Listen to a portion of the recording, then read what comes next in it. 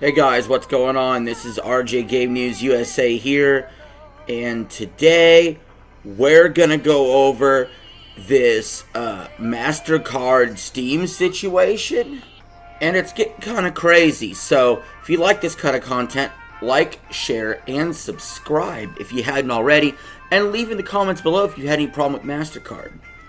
So this news story comes from GamingAmigos.com. And they write, after a week of heated controversy over adult game removals from Steam and itch.io, Mastercard has finally spoken up, and it's not exactly taking the blame.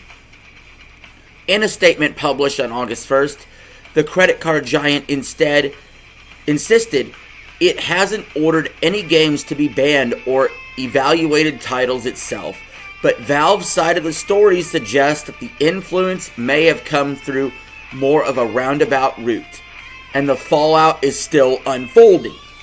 Now, continuing the article, Mastercard has not evaluated any game or required restrictions of any activity on game creators' sites and platforms, contrary to media reports and allegations the company wrote.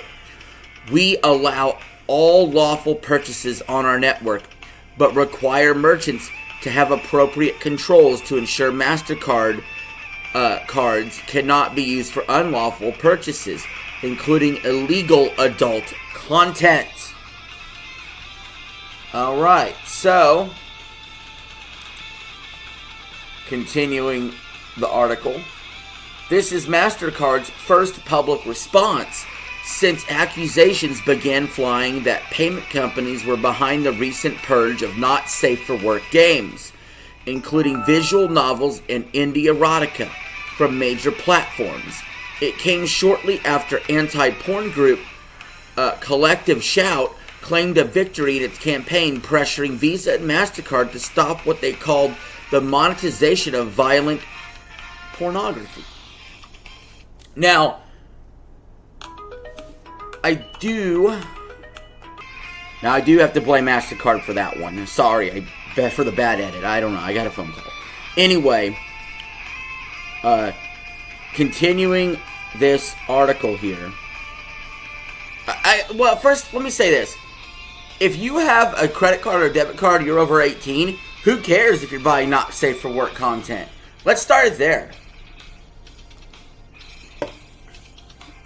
Anyway, continuing the article, Mastercard did not communicate with Valve directly despite a request to do so, a Valve rep told Kotaku. Mastercard communicated with payment processors and their acquiring banks. Then payment processors communicated this with Valve. Payment processors rejected and specifically cited Mastercard's Rule 5.12.7, a risk to the Mastercard brand. Keep in mind, you can get OnlyFans content through MasterCard. And you should be able to.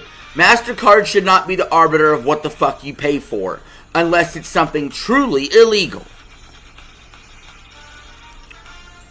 Continuing the article, that rule, 5.12.7, allows MasterCard to flag and penalize any transaction it deems illegal or potentially damaging to its brand or image.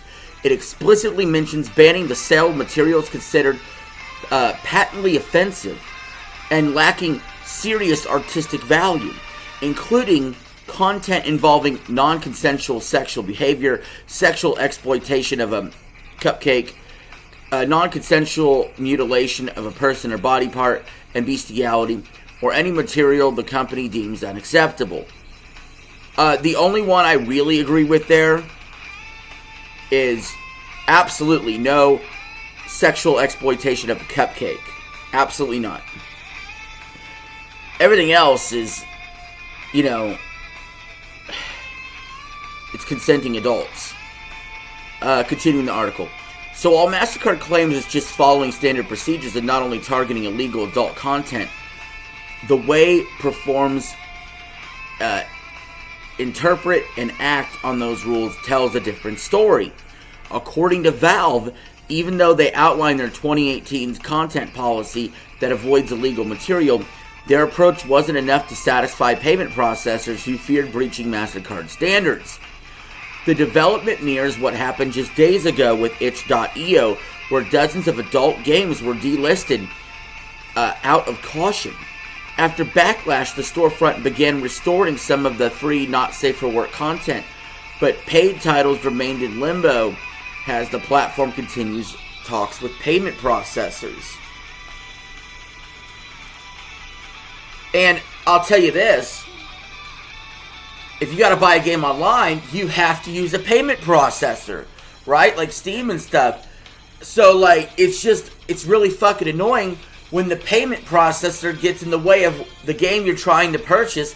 They're trying to police your bedroom, or they're trying to police your gaming habits, or what you want to look at, what you want to do. The law should be doing that, not fucking Mastercard. I have Mastercard, and Mastercard could suck my fucking dick if they decline me being able to buy something. If they decline me being able to buy something, I'm immediately switching to a different payment processor, and they could go fuck off. Finishing off the article here, all this leaves developers stuck in a frustrating limbo, with games vanishing, store policies tightening, and little clarity on who's really pulling the strings. Mastercard may not be sending takedown emails, but the threat of financial penalties clearly has weight, and platforms seem to be adjusting preemptively to avoid the risk. And this is why I get pissed off. This is why I get mad. Because this is such an anti-consumer move here. Okay, Mastercard needs to get the fuck over it.